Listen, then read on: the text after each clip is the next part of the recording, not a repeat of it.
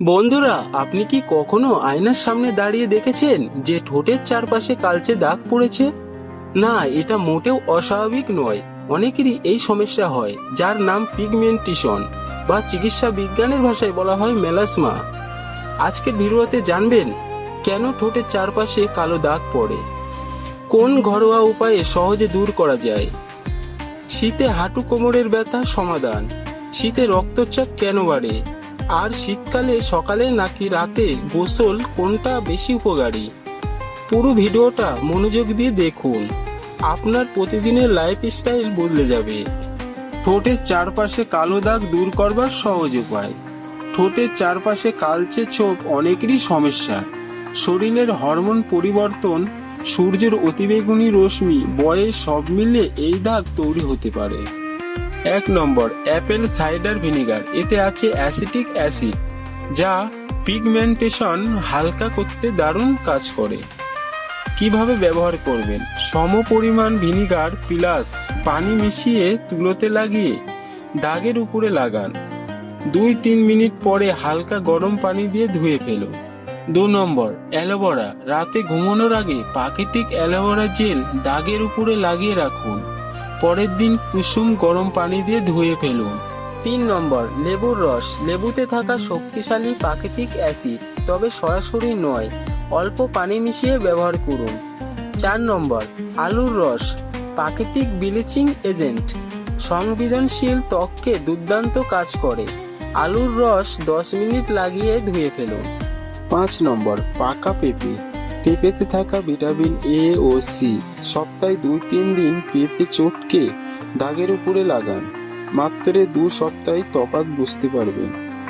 শীতে বাড়ে হাঁটু কোমরের ব্যথা, সহজ উপায় মিলতে পারে আরাম। গরমে একরকম কষ্ট, শীতে আর এক।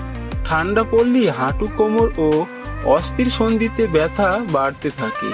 বিশেষ করে বয়স্কদের ক্ষেত্রে এই যন্ত্রণা অনেক বেশি। অনেকেই বাতের ব্যথায় নাজেহাল হয়ে পড়ে, তাই শীত এলে ব্যথা কষ্ট ভয়েও বাড়ে। তবে কয়েকটি সহজ অভ্যাস মানলেই সমস্যাকে অনেকটাই নিয়ন্ত্রণে রাখা যায়। চলুন জেনে নিই ঠান্ডা থেকে সুরক্ষা।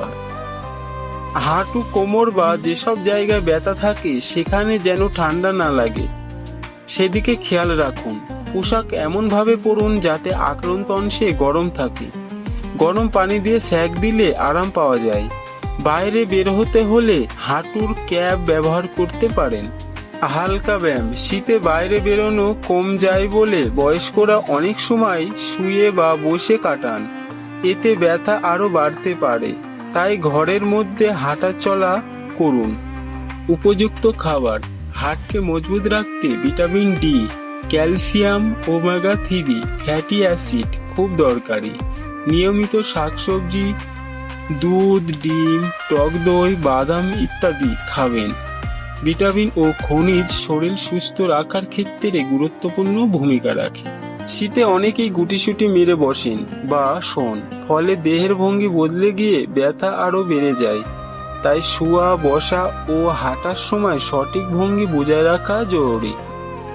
শীতকালে কি আসলেই ব্লাড প্রেশারের মাত্রা বেড়ে যায়? শীতকাল এলে তাপমাত্রা কমে যায়, যা সরাসরি প্রভাব পড়ে আমাদের স্বাস্থ্যের উপর। ঠান্ডা বাড়ার ফলে অনেকের সমস্যার সৃষ্টি হয়, আর সেই জন্যে সুস্বাস্থ্য বজায় রাখতে সতর্ক অবলম্বন করা প্রয়োজন। এছাড়াও ঠান্ডা বাড়ার সঙ্গে সঙ্গে রক্তচাপ বৃদ্ধির সমস্যাও বেশি দেখা দেয়। অনেকেই বিশ্বাস করেন যে শীতকালে রক্তের চাপ বেড়ে যায়, আবার অনেকেই এটিকে কেবল ভুল ধারণা বলে মনে করেন। অনেকেই ঠান্ডা ও রক্তচাপের মধ্যে সম্পর্ক বোঝে না। এখন প্রশ্ন হলো, ঠান্ডা কি আসলেই রক্তচাপকে প্রভাবিত করে? যদি হ্যাঁ হয়, তাহলে কিভাবে এটি এড়ানো যায়? চলুন জেনে নেওয়া যাক। কার্ডিওলজিস্টদের মতে ঠান্ডা আবহাওয়ায় শরীরকে উষ্ণ রাখার জন্য আমাদের রক্তনালীগুলো সংকুচিত হয়ে যায়। রক্ত পাম্প করবার জন্য আরও বেশি প্রচেষ্টা প্রয়োজন হয়, যার ফলে চাপ বৃদ্ধি পায়। এই কারণে শীতকালে সিস্টলিক ও ডায়াস্টলিক উভয় রক্তচাপের মাত্রা বৃদ্ধি পেতে পারে। সুস্থ ব্যক্তিদের ক্ষেত্রে এই প্রভাব উল্লেখ নয়। তবে উচ্চ রক্তচাপ ও হৃদরোগের রোগীদের জন্য এটি আরও স্পষ্ট। এই ধরনের ব্যক্তিদের শীতকালে স্বাস্থ্যের অবনতি এড়াতে বিশেষ সতর্ক অবলম্বন করা উচিত। হৃদরোগে বিশেষজ্ঞরা ব্যাখ্যা করেছেন, ঠান্ডা ঋতুতে 60 বছরের বেশি বয়সী ব্যক্তিরা রক্তের চাপের সমস্যার বেশি আক্রান্ত হন। বয়স বৃদ্ধির সঙ্গে রক্তনালী স্থিতিস্থাপকতা হ্রাস পায়, যার ফলে ঠান্ডার প্রভাব সহ করবার ক্ষমতা তাদের কম হয়ে যায়। তাছাড়া শীতকালে মানুষ শারীরিক কার্যকলাপ উল্লেখযোগ্যভাবে হ্রাস পায়, যা রক্তচাপের উপর প্রভাব ফেলে। লবণ ও চর্বিযুক্ত খাবারেও রক্তচাপ আরও বাড়িয়ে তুলতে পারে। শীতকালে মানসিক স্বাস্থ্যের জন্য চ্যালেঞ্জিং এবং বর্ধিত চাপ রক্তের চাপের সমস্যাকে আরও বাড়িয়ে তুলতে পারে। তাই এই ঋতুতে চাপ ব্যবস্থাপনা অত্যন্ত গুরুত্বপূর্ণ। শীতকালে কিভাবে রক্তের চাপ নিয়ন্ত্রণে রাখবেন? বিশেষজ্ঞরা বলেন, হৃদরোগ ও রক্তের চাপে রোগীদের শীতকালে নিয়মিত তাদের রক্তের চাপ পর্যবেক্ষণ করা উচিত। সকালে ও সন্ধ্যায় ঠান্ডা থাকে, তাই এই সময়গুলোতে বাইরে বের হওয়ার এড়িয়ে চলুন। শরীর গরম রাখার জন্য প্রচুর পশমি পোশাক পরুন। হালকা ব্যায়াম, সুষম খাদ্য ও পর্যাপ্ত ঘুম রক্তচাপ নিয়ন্ত্রণে সাহায্য করতে পারে। অতিরিক্ত চা, কফি ও লবণাক্ত খাবার এড়িয়ে চলাও গুরুত্বপূর্ণ। হালকা গরম পানি পান, রোদ পোহালে এবং মানসিক চাপ কমানোর মতো কাজকর্ম ও রক্তচাপ নিয়ন্ত্রণ সাহায্য করতে পারে। শীতকালে সকালে নাকি রাতে গোসল? 90% মানুষই ভুল সময় বেছে নেন। শীত বাড়তে গোসল নিয়ে মানুষের দুশ্চিন্তা যেন আরও বেড়ে যায়।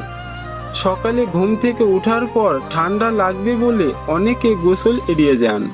আবার কেউ কেউ রাতে গরম পানি দিয়ে গোসল করে ঘুমোতে পছন্দ করেন।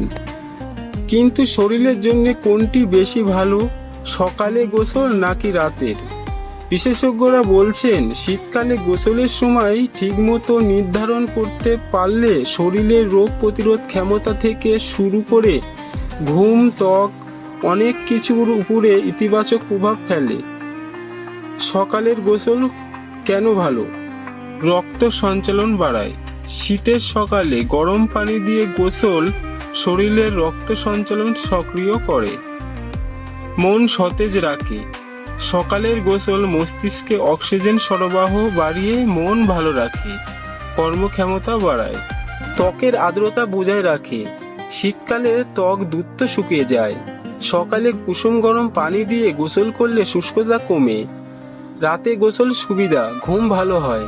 রাতে গোসল করলে শরীর শান্ত হয়, স্ট্রেস কমে, ঘুম গভীর হয়, দিনভর ময়লা দূর হয়। বাইরে কাজ করা মানুষদের জন্য রাতে গোসল স্বাস্থ্যকর, কারণ ত্বকে চুলে লেগে থাকা ধুলো ময়লা দূর হয়। ঠান্ডা কাশির ঝুঁকি কমে। রাতে গোসলে অনেকেরই বেশি স্বস্তি পান, বিশেষ করে যাদের সকালে বাতাসের ঠান্ডায় বেশি কষ্ট দেয়। তাহলে কোনটি ভালো? বিশেষজ্ঞরা বলেন, শীতে সকালে বা রাতে যে কোনো সময় গোসল করা যায়, তবে নিজের শারীরিক অবস্থা ও দৈনন্দিন দিনের রুটিন অনুযায়ী সময় ঠিক করাই বুদ্ধিমানের কাজ।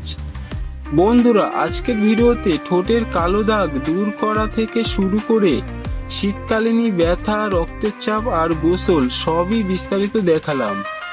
আপনি কোন টিপসটি আগে ট্রাই করবেন কমেন্টে জানাতে ভুলবেন না। আর ভিডিও ভালো লাগলে লাইক দিন, শেয়ার করুন, চ্যানেল সাবস্ক্রাইব করে পাশে থাকুন।